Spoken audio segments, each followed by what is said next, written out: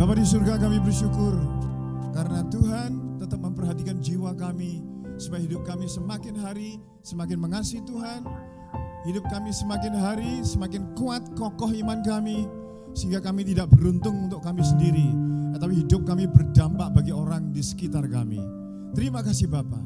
Urapi bibir tanah liat ini, urapi kami semua anak-anak-Mu sehingga kami dibangun berdasarkan firman yang hidup, yang akan memberikan kami kekuatan di kala kami lemah. Memberikan kami jalan ketika jalan itu buntu. Memberikan kami terang di kala perjalanan kami ada di dalam kegelapan. Terima kasih atas firman-Mu yang kekal, langgeng dan abadi. Langit dan bumi akan lenyap, tetapi firman-Mu tetap kekal selama-lamanya. Dalam nama Tuhan Yesus, semua yang siap dengan firman Tuhan katakan, amin. Amin. Selamat pagi, shalom semuanya. Selamat datang bagi jemaat yang di luar kota ya, yang pulang ke kampung halaman. Manase istri, Sevilla, Heri, dan siapa lagi ya? Ya, selamat datang. Kiranya Tuhan memberkati Bapak Ibu Saudara semuanya. Nah, Saudara, kita akan melihat, saya ingin menyampaikan tentang mandat setiap orang percaya. Judulnya firman Tuhan hari ini adalah mandat, tugas setiap orang percaya. Saudara, kita akan lihat deklarasi jemaat GUPL Sadai. Kita akan melihat ini, saya akan mengupas sedikit demi sedikit. Biasanya kita mengucapkan ini selama 4 bulan sekali atau 3 bulan sekali ya. Sama bawahnya, keterangannya ini ya. Keterangannya jadi satu. Baik, saudara akan menirukan saya ya, ini sebagai deklarasi kita. Deklarasi jemaat GUPL Sadai. Saya tidak satu tujuan, saya memiliki satu tujuan. Saya tidak melakukan segala sesuatu dengan serampangan atau tanpa alasan yang jelas. Nah, saudara, hidup ini harus bertujuan. Sebab kalau enggak, saudara akan diombang-ambingkan dengan pengaruh lingkungan yang ada. Saudara gelinding saja sesuai dengan mayoritas kemana, ke kanan, ke kiri. Itu sama dengan hidup tanpa tujuan. Nah, Tuhan menciptakan kita ini lahir baru, supaya kita ini mengikuti tujuannya Bapa Surgawi. Tujuan kita yang dulu ke timur jadi ke barat sesuai dengan tujuannya Bapa Surgawi. Sebab kalau tidak, setinggi-tingginya kita bisa mencapai prestasi dalam hidup. Mungkin kita mendapatkan penemuan-penemuan baru sehingga label kita jadi profesor. Tapi itu adalah pencapaian pribadi, saudaraku, yang bukan tujuan Allah. Sukses dengan tujuan Allah berbeda. Orang bisa sukses tapi tidak mencapai tujuan, kenapa dia diciptakan. Itu sebabnya orang kayak Adolf Markel, seorang konglomerat Jerman yang menabrakkan tubuhnya ke kereta api. Dia punya semuanya, dia punya uang, dia punya jabatan, dia punya perusahaan-perusahaan menggurita di Eropa. Kenapa dia sampai seperti itu, saudaraku? Karena tujuannya hidup adalah tujuannya hidup sendiri, bukan tujuan Allah. Jadi untuk tujuan hidup kita tidak bisa memilih. Mungkin kita bisa memilih jodoh asalkan di dalam Tuhan. Bisa memilih pekerjaan, bisa memilih kota dan tempat tinggal kita di mana. Tetapi untuk tujuan hidup, Tuhan mempunyai tujuan hidup bagi kita. Nah, itu sebabnya Bapak Ibu harus menyelaraskan hidup ini dengan tujuan Allah. Itu sebabnya minggu yang lalu kita mengadakan pembacaan Alkitab selama setahun. Ya, minggu yang lalu itu April tanggal 14.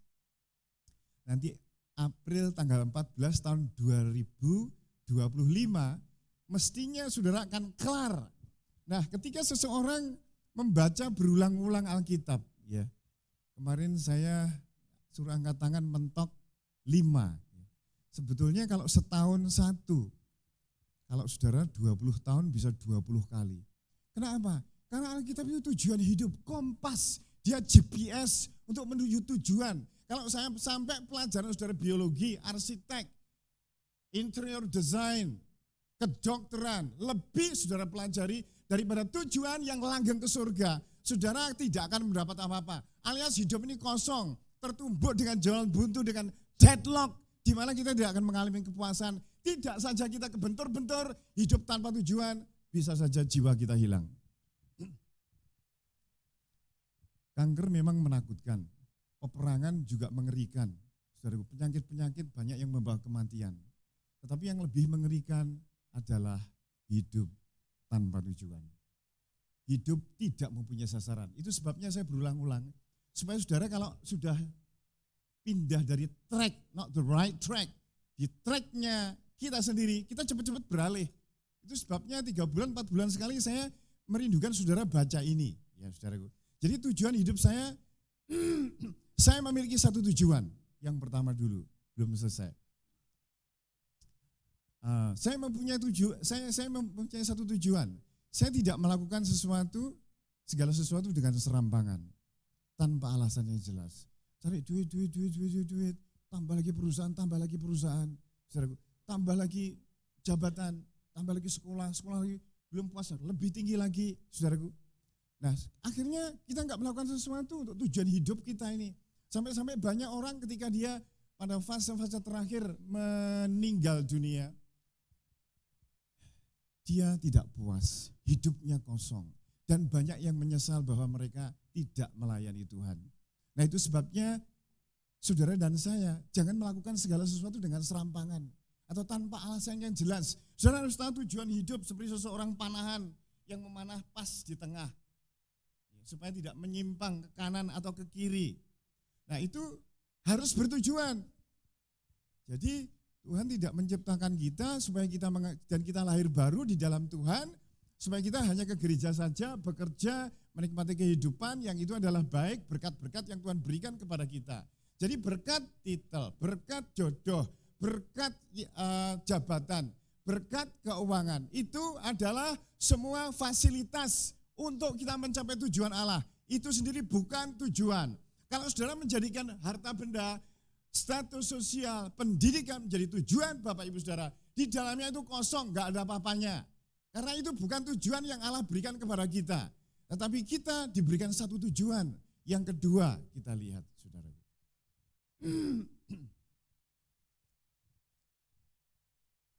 Kita membaca bersama-sama 1, 2, 3. Tujuan hidup saya adalah memenangkan jiwa dan memuridkan.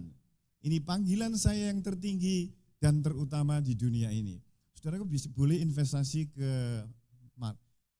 pertambangan, investasi ke properti, investasi ke otomotif. Ya, dan itu kalau berkatnya Tuhan ya kita terima. Saudaraku. Tapi semua investasi di dunia ini akhirnya kosong, akhirnya kita tinggalkan. Ketika saya kemarin menghadiri kematiannya Bu Jimin ya, saya lihat dia tidak membawa apa-apa. Sebetulnya punya sapi, punya rumah, punya motor, saudaraku, punya kulkas juga. Tapi tidak satu pun dari itu yang dia bawa. Gak ada yang dibawa, saudaraku. Semua pencapaian manusia tidak ada yang dibawa. Itu sebabnya Tuhan Yesus dalam Matius pasal yang ke-16, 26, apa gunanya seseorang memperoleh seluruh dunia, sertifikat, tambang-tambang bahkan milik saudara. Tidak hanya di Indonesia, Tuhan mengatakan sendiri, Yesus Kristus mengatakan sendiri, apa gunanya seseorang memperoleh seluruh dunia, tetapi kehilangan nyawanya. Saudaraku. Jadi kita harus tahu tujuan hidup kita. Seperti Tuhan Yesus mengatakan, Tuhan itu dari mula-mula ketemu muridnya, dalam Matius pasal 4 ayat 19, kepada Petrus, kepada Andreas, kepada Yohanes, kepada Yakobus, ketika ketemu di pantai, dia mengatakan, mari ikut aku, maka akan kujadikan engkau penjala manusia. Penjala manusia. Tuhan Yesus selalu kalau ketemu orang, penjala manusia. Karena bagi Tuhan manusia itu terutama, tertinggi, dan terdepan. Sebab investasi di dunia ini gak ada yang langgeng, saudaraku. Hanya satu yang langgeng. Yang langgeng itu apa? Ya manusia. Karena manusia itu hidup selama-lamanya. Itu sebabnya investasi yang terbaik dan tertinggi, langgeng dan abadi, itu adalah manusia. Mentransformasi manusia, mengubah manusia dari seorang pelacur menjadi hamba Tuhan, Dari orang pemabuk menjadi aser. Dari seorang pencuri, perampok menjadi penginjil. Nah itu transformasi itu tiada duanya, saudaraku. Tidak ada kepuasan yang lebih besar daripada mengubah jiwa manusia menjadi seseorang yang kembali kepada Tuhan. Nah tapi ini sering kita lupakan. Itu sebabnya saya mengingatkan kembali, saudaraku, memenangkan jiwa. Ketika Tuhan Yesus mau naik ke surga, tetap dia mengatakan, Matius pasal ke-28 ayat 19. Pergi sebelum dia naik ke surga, saudaraku. Ketika dia ketemu muridnya, akan kujadikan engkau penjala manusia. Ketika Tuhan Yesus naik ke surga, pergi jadikan segala bangsa muridku. Baptis mereka.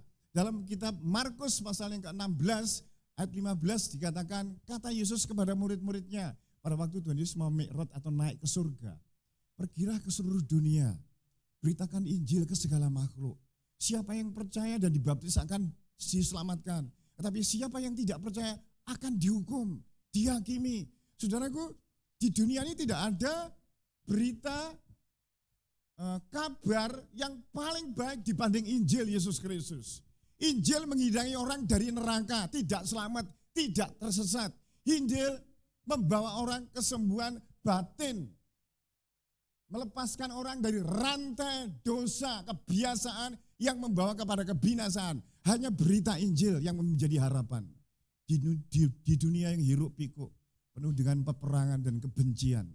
Baik satu rumah, baik dengan orang lain, baik antar suku, antar negara. Kita hidup di dunia yang seperti itu. Memang kita berusaha untuk memberikan makan kepada mereka yang kelaparan. Memberikan pengobatan kepada orang-orang atau tempat-tempat tertentu di mana peperangan berada, pengungsian, saudaraku. Dan itu hanya sementara saja. Tetapi yang paling dibutuhkan adalah Injil Yesus Kristus. Saudaraku, itu sebabnya Paulus mengatakan, coba kita akan lihat dulu, saudaraku, dalam kitab 1 Korintus pasal yang ke-9 ayat 16. 1 Korintus pasal ke-9 ayat 16. 1 Korintus 9 ayat 16. Oke, kita membaca ayat ini bersama-sama, saudaraku. 1, 2, 3. Karena jika aku memberitakan Injil, aku tidak mempunyai alasan untuk memakan diri. Sebab itu adalah keharusan bagiku. Celakalah aku jika aku tidak memberitakan Injil. Saudara, Paulus itu sudah mengalami pahit getirnya hidup, naik turunnya kehidupan. Tapi dia itu meyakini hanya Injil saja. Sampai dalam Filipi pasal 3, 5 dan 8 dikatakan, aku disunat pada hari ke-8 dari bangsa Israel, dari suku Benyamin, orang Ibrani asli. Tentang pendirian terhadap hukum Taurat, aku tidak bercacat. Tentang kegiatan aku penganiaya jemaat. Tentang kebenaran dalam mentaati hukum Taurat, aku tidak bercacat. Tapi apa yang dahulu merupakan keuntungan bagiku, kebanggaan, kehormatan, status sosial bagiku, sekarang aku anggap rugi karena Kristus. Karena dialah aku menganggap semuanya sampah supaya aku memperoleh Kristus. Bagi dia semuanya sampah, pencapaian-pencapaian dibanding dengan ketemu dengan Yesus Kristus. Sebab itu dia ini mikir, kalau orang gak ketemu Tuhan Yesus, itu mesti binasa. Hidupnya malangkada, amburadul, tidak mempunyai tujuan. Satu-satunya obat, satu-satunya jawaban kepada manusia yang hidup di sini adalah Injil Yesus Kristus. Dan saudara yang sudah memiliki Injil Yesus Kristus, kita semuanya bertanggung jawab. Itu suatu keharusan bagiku. Harus, tidak bisa tidak. Ini bukan usul. Tapi ini perintah, suatu keharusan. Kalau saya punya anak, saya punya keharusan menyekolahkan dia. Kalau saya akan ke luar negeri, saya harus punya paspor. Kalau saya ke Eropa kemarin harus mempunyai visa. Kalau saudara membangun rumah, harus menyediakan biaya sebelumnya. Kalau saudara ingin naik mobil, ingin nyetir mobil, harus belajar. Harus. Itu suatu persyaratan saudara mencapai sesuatu. Nah bagi kita yang sudah terima Yesus Kristus sebagai juru selamat, selayaknya kita menyampaikan kabar itu, saudara. Kalau kabar itu tidak kita sampaikan, siapa yang menyampaikan? Apakah kita menggantungkan kepada hamba-hamba Tuhan yang full timer? Tidaklah, saudaraku. Kita akan gak bisa terjangkau. Semuanya kita diberi wewenang, diberi tugas, tidak bisa tidak, itu merupakan suatu keharusan bagi kita. Saudaraku, suatu keharusan itu sesuatu yang harus dilakukan. Paulus itu sampai mengatakan, suatu keharusan bagiku, celaka aku kalau aku tidak memberitakan Injil. Terhukum aku, tidak berkenan aku, bisa ditolak Tuhan aku, celaka aku. Saudaraku, sebab apa? Injil itu obat pusingnya orang dunia. Jawaban bagi semua problem, masalah peperangan, masalah kebencian, masalah kepahitan, peperangan dan sebagainya. Jawabannya hanya di Injil Yesus Kristus. Nah itu sebabnya Paulus mengatakan celaka bagi aku. Sampai-sampai dia kuning penjara yang Injil. Ning kapal itu loh saudaraku, yang Injil. Sampai dia nginjil di Agripa, Festus, di Felix. Dia menginjil di Efesus, di Filipi, di Kaisaria. Dia menginjil di Tesalonika. Sampai perjalanan dia, kalau saudara baca Alkitab, itu di baliknya itu ada perjalanan Paulus 3 kali. Mengarungi seluruh Eropa. Pertama di Asia Kecil sekitar Turki, habis itu agak jauh lagi sekitar Yunani, habis itu sampai ke Romawi yang 3 kalinya. Habis itu sampai mau dipenggal kepalanya itu loh. Di dalam kitab Kisah Rasul pasal 28, pasal yang terakhir. Mengundang orang-orangnya yo gelem gitu loh. Cerita bab Tuhan Yesus Kristus. Jadi itu gak bisa gak cerita tentang Tuhan Yesus Kristus. Hidupnya diubahkan karena Injil. Dia diberikan warisan kerajaan Allah karena Injil. Karena Injil ini hidupnya berarti. Dia mempunyai sasaran, mempunyai tujuan di depan. Sehingga apa yang dia buat, apa yang dia lakukan, apa yang dia jual, karena dia itu bikin tenda. Kalau sekarang dia membangun properti, tempatnya tinggal orang-orang. Dia menggunakan semuanya itu untuk supaya Injil itu sampai kepada orang-orang yang belum kenal Tuhan. Sampai-sampai di dalam 1 Korintus pasal yang ke-9 ayat 16 ayat 19 dikatakan, sungguh pun aku bebas terhadap semua orang. Bebas karena terima Tuhan Yesus, tidak lagi menurut adat istiadat, hukum Taurat, hukum nenek moyang, kebiasaan-kebiasaan mereka. Aku bebas dari santet, dari serangan kuasa kegelapan. Aku bebas dari semua orang. Sungguh pun aku bebas terhadap semua orang. Aku menjadikan diriku hamba dari semua orang. Supaya sedapat mungkin aku memenangkan sebanyak mungkin orang. Jadi dia ini sampai diriwangi jadi hamba, iya. Nusuk-nusuk di desa-desa, sampai di penjara, sampai di beberapa kota, dia hidupnya ada yang dihajar, keluar masuk penjara, saudaraku.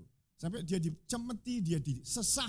Dikatakan 5 kali aku disesah orang Yahudi, setiap kali 40 kurang 1 pukulan. 3 kali aku didera. 3 kali aku mengalami karam kapal.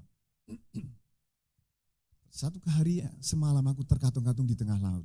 Dan dalam perjalananku, aku sering menghadapi bahaya maut, bahaya penyamun, bahaya banjir, bahaya dari pihak orang Yahudi dan non-Yahudi. Bahaya di kota, bahaya di padang gurun, bahaya di laut. Kerap kali aku bekerja berat, berjerih lelah. Sering kali aku tidak tidur. Aku kelaparan dan dahaga. Sering kali aku berpuasa, kedinginan dan tanpa pakaian. Itu kobarannya memberitakan Injil ada di dada. Saudaraku, sampai-sampai di penjara pun nulis buku tentang Injil Yesus Kristus, yaitu Filipi, Efesus, Kolose, Filemon. Jadi bagi Rasul Paulus suatu keharusan, dan bagi kitanya pun harusnya menjadi suatu keharusan. Kita harus memakai semua daya, kepinteran, kecantikan, kegantengan, saudaraku. Usaha kita, bisnis kita, pengetahuan kita. Kalau saudara pinter tarik suara, menyanyi, pakai alat untuk menyanyi itu. Kalau saudara membuat buku, kalau saudara duduk di pemerintahan, pakai semaksimal untuk Tuhan. Kalau ke bisnis apapun, digunakan semuanya untuk Tuhan. Tuhan pasti akan memberkati fasilitas yang Dia berikan kepada kita, karena fasilitas itu kita gunakan untuk kemuliaan Tuhan, yaitu membagikan Injil Yesus Kristus kepada mereka-mereka yang terhilang. Saya ingat dulu Mbah Marto Gule ya, atau juga Pak Atmo.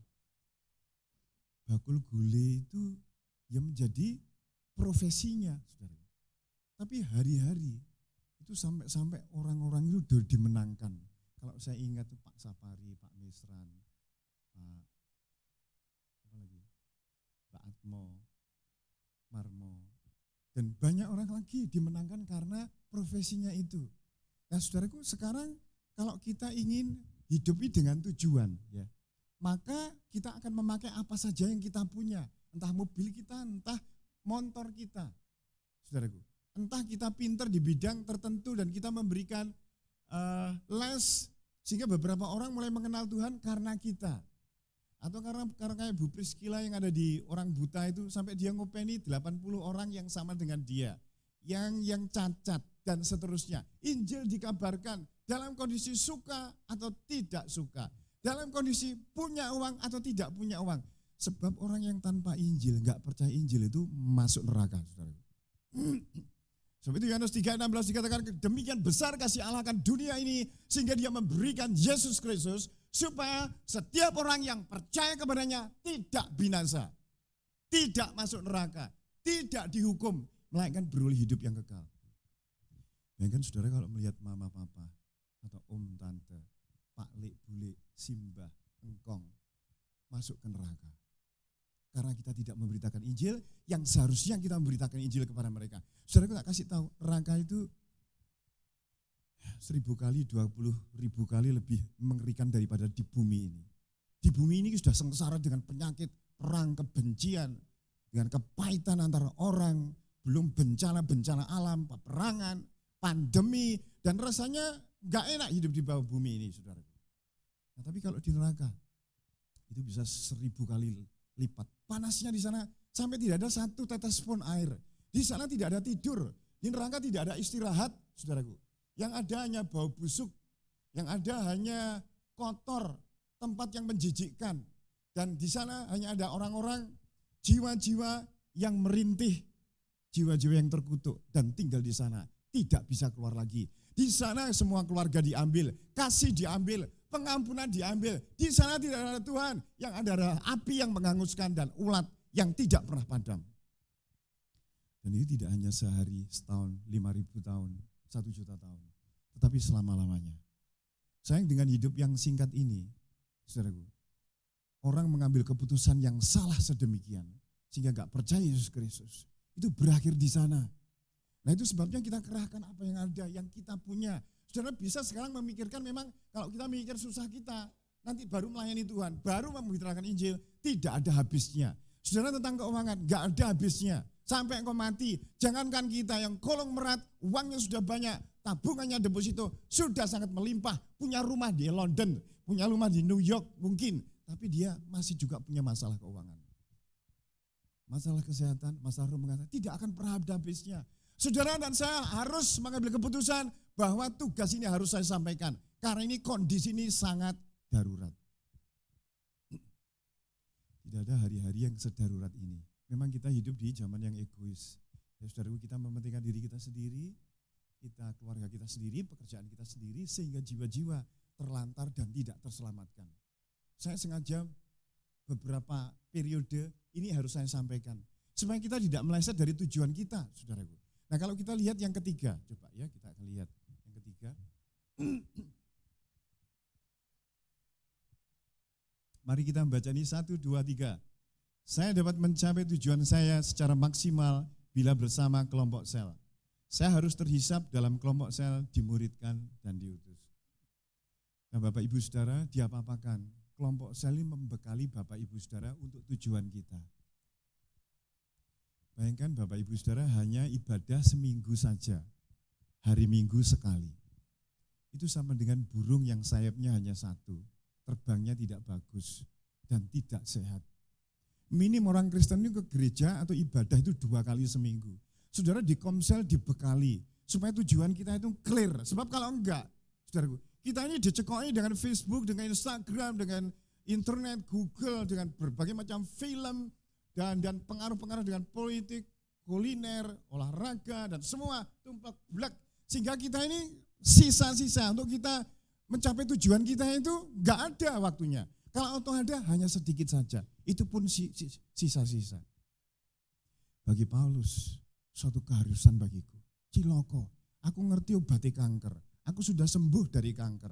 Ketika tetanggaku sakit kanker, aku enggak ngomong apa-apa supaya dia sembuh, biar dia mati-mati sana.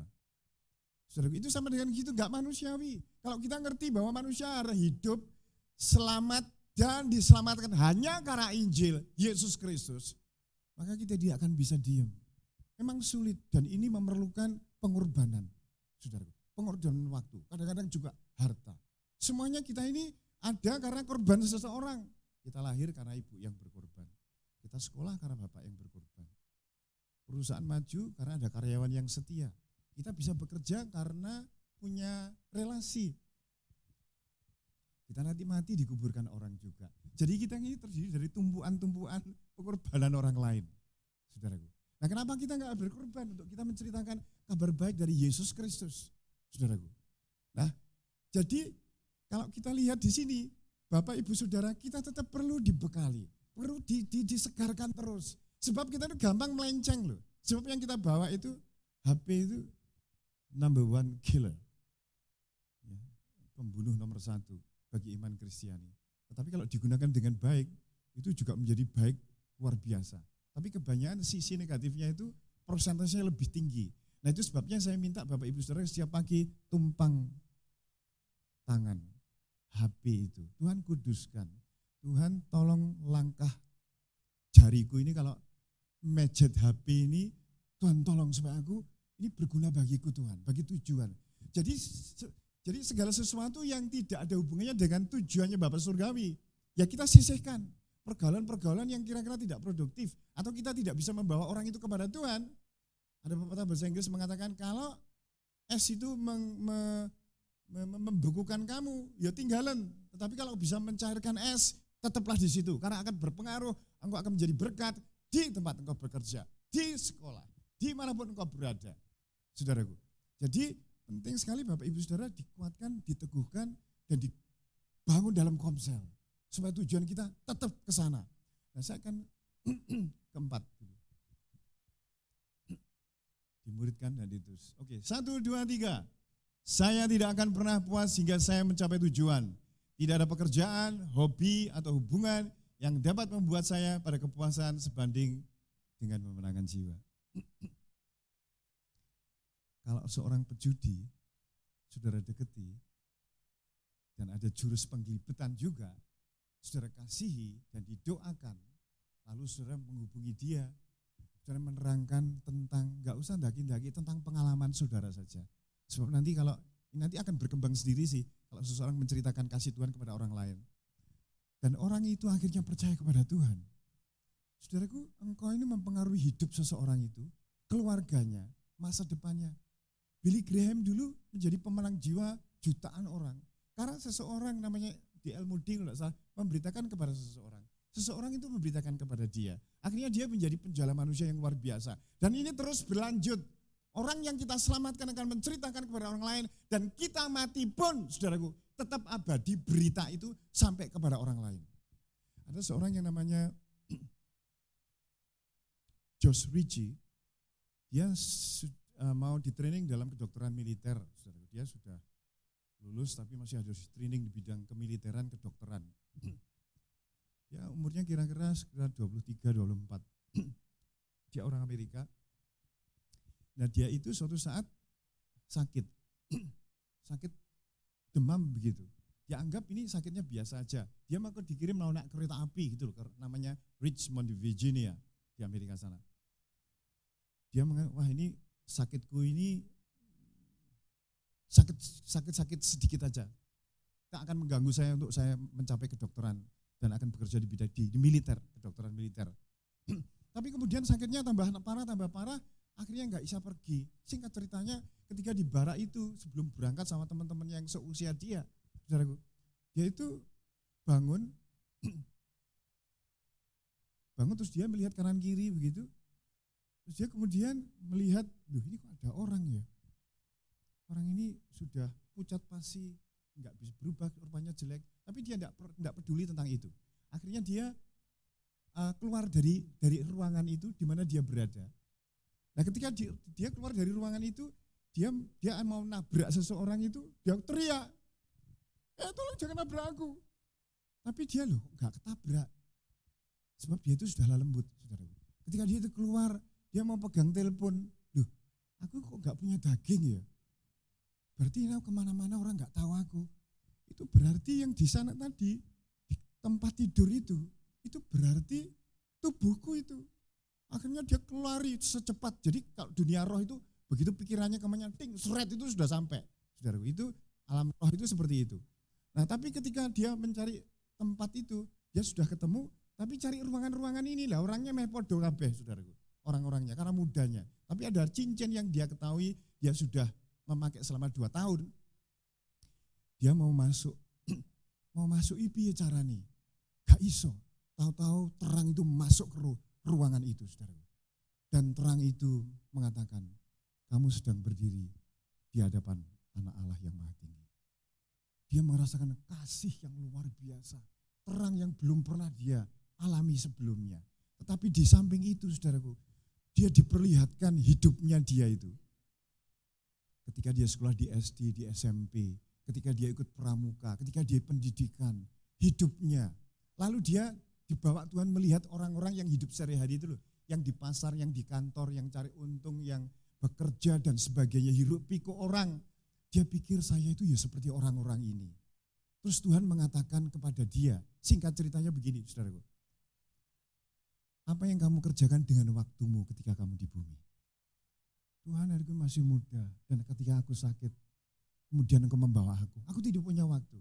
Tuhan Yesus mengatakan, tidak ada yang namanya aku masih muda. Pertanyaan yang kedua, apa yang kamu lakukan dengan keselamatan yang sudah aku berikan kepadamu? Dia gak bisa apa-apa, saudaraku. Tapi kemudian dia dibawa ke sebuah penglihatan surga. Dan di surga itu semua yang ada di surga itu memancarkan sinar yang demikian indahnya dan rasanya dia sudah tidak ingin pulang lagi, saudaraku. Tetapi kemudian dia ngantuk pules, terus dia kembali ke tubuhnya. Dok, ada seorang tentara yang menjaga itu mencari dokter. Dok, disuntik aja dengan enggak tahu adrenalin apa begitu. Terus dokternya ini nyuntik bagian jantungnya, saudaraku. Begitu disuntik dia jadi hidup lagi. Dan dokter itu terheran-heran sebetulnya dan tidak ada sesuatu yang cacat di dalam tubuhnya atau di otaknya itu enggak ada, saudaraku.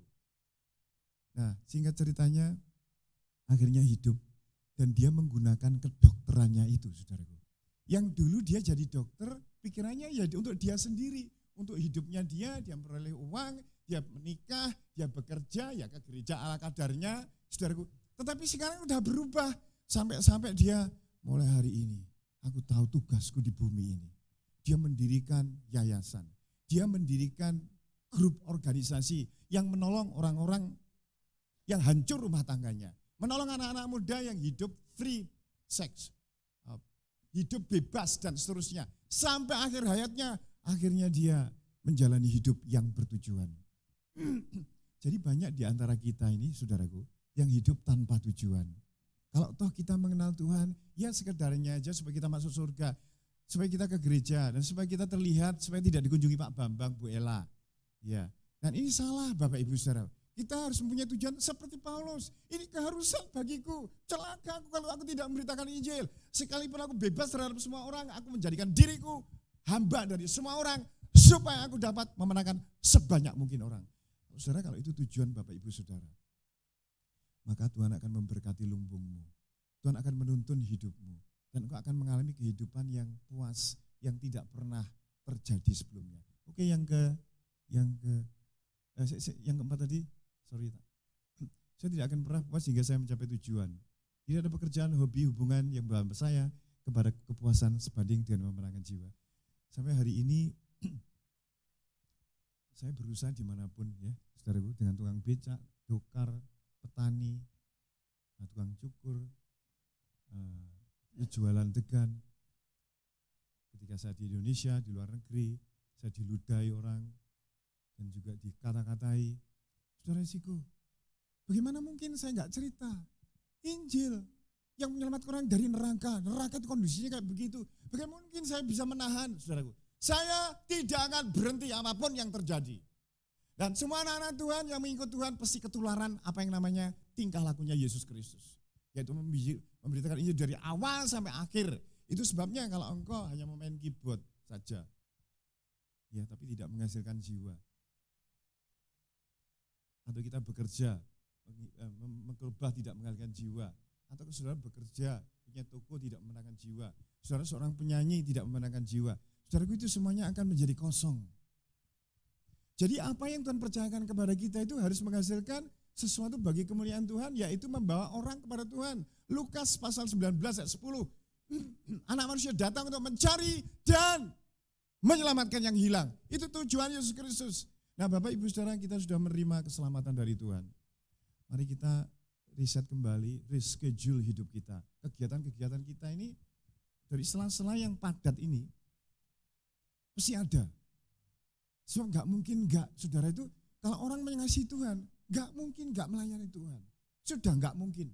Nah itu sebabnya Bapak Ibu Saudara, dan itu juga untuk kepentingan kita sendiri supaya hidup kita bertujuan.